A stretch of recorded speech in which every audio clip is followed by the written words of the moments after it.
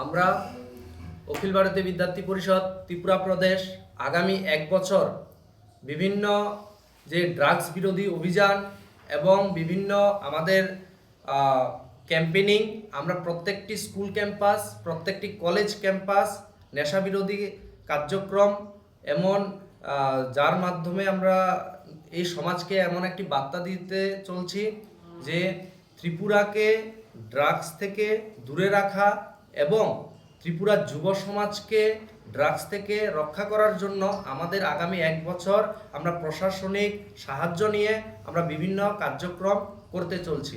তার পাশাপাশি আমরা গতকাল আমাদের একটি পোস্টার লঞ্চ হয়, যেখানে screen time to activity time এমন একটি পোস্টার আমাদের রাষ্ট্রীয় স্তর থেকে শুরু করে আমাদের রাজ্য স্তর পর্যন্ত এই পোস্টার লঞ্চিং হয়।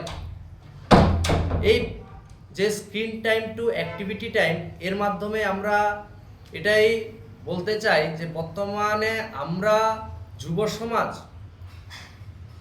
আমরা বিভিন্ন স্ক্রিনের আমরা মোবাইলের মধ্যে রিলসে অথবা বিভিন্ন সময় স্ক্রিনের মধ্যে এমনভাবে আমরা চলে যাচ্ছি, আমাদের সময় কিভাবে নষ্ট হচ্ছে এবং আমাদের পড়াশোনায় কিভাবে ক্ষতি হচ্ছে তা আমরা একবারের জন্য চিন্তা করছি না।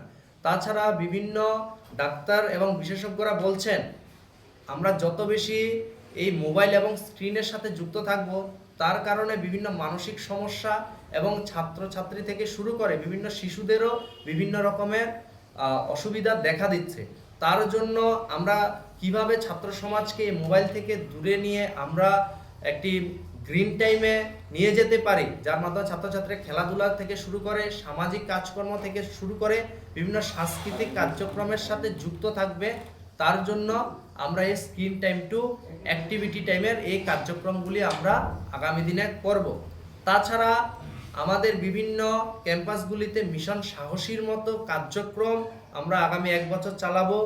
আমাদের বোনেদের জন্য আমরা এই মিশন সাহসী কার্যক্রম আমরা করব।